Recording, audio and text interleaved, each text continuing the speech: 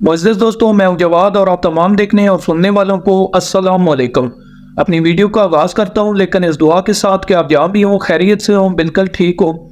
दोस्तों, सियासत, अब जिस चीज़ का नाम ही सियासत हो, मतलब कि जैसे हम कहते हैं कि फ़लाँ बंदा बड़ा सियासी है जी, फ़लाँ बंदा हर बात में सियासत करता है। सियासत जो कि नाम ही झूठे वादों और झूठे दावों का है। आप किसी भी सियासी पार्टी को ले लो, कोई भी पार्टी अपने वादों के हिसाब से अपनी कारकर्दगी में कभी भी 100% छोड़ो 50% भी पूरी नहीं उतरती। हर सियासी पार्टी एक दूसरे को आईना दिखाने में लगी हुई है, जो कि बहुत ही आसान काम है। अब जैसे पाकिस्तान के कौमी हीरो अरशद नदीम, जिन्होंने पाकिस्तान की तारीख में इंफरादी सतह पर गोल्ड मेडल हासिल किया, और इनकी 12 मीटर की थ्रो न सिर्फ 2024 ओलंपिक की सबसे बड़ी थ्रो थी, बल्कि जैवलिन थ्रो हिस्ट्री की 6ठी बेहतरीन थ्रो थी। गोल्ड मेडल जीतने के साथ साथ अरशद नदीम को मुबारकबाद का सिलसिला जारी था। वहीं दूसरी तरफ पंजाब हुकूमत की जानिब से उन्हें करोड़ों इनामात देने का भी ऐलान किया गया।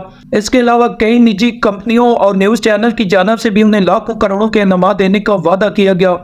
अब अरशद नदीम जब गोल्ड मेडल जीतकर पाकिस्तान वापस पहुंचते हैं तो उनका शानदार इस्तकबाल किया जाता है और कुछ टाइम के बाद उन्हें हलाले इम्तियाज से भी नवाजा जाता है। मतलब कि हम पाकिस्तानियों ने एक दूसरे को देख कर जितने बड़ा ऐलान कर सकते थे हमने किया। अब अरशद नदीम ने बहुत बड़ी शिकवे की है।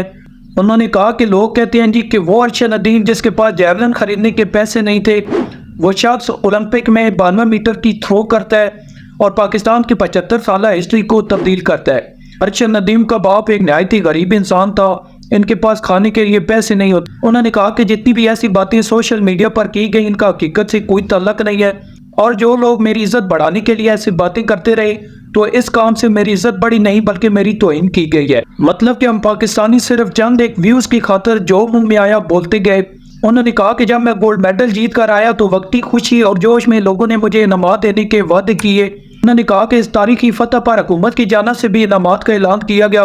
उनमें से कुछ इनामात तो मुझे मिल गए, लेकिन कुछ अभी तक नहीं मिले।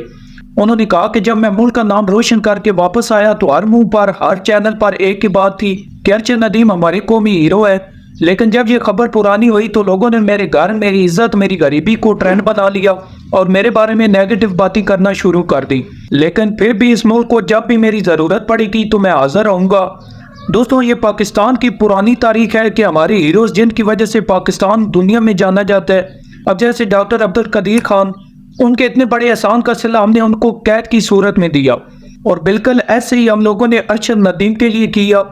उसको हम कैद तो नहीं कर सकते थे, लेकिन उसकी इज्जत उछालने में हमने कोई कसर नहीं छोड़ी।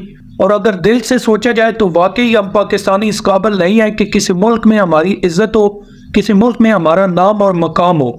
जिंदगी रही और आपकी दुआएं रही तो इंशाल्लाह फिर हाजिर होंगे। अपना बहुत सारा ख्याल रखिएगा। मिलते हैं अगली वीडियो में, तब तक के लिए अल्लाह हाफिज।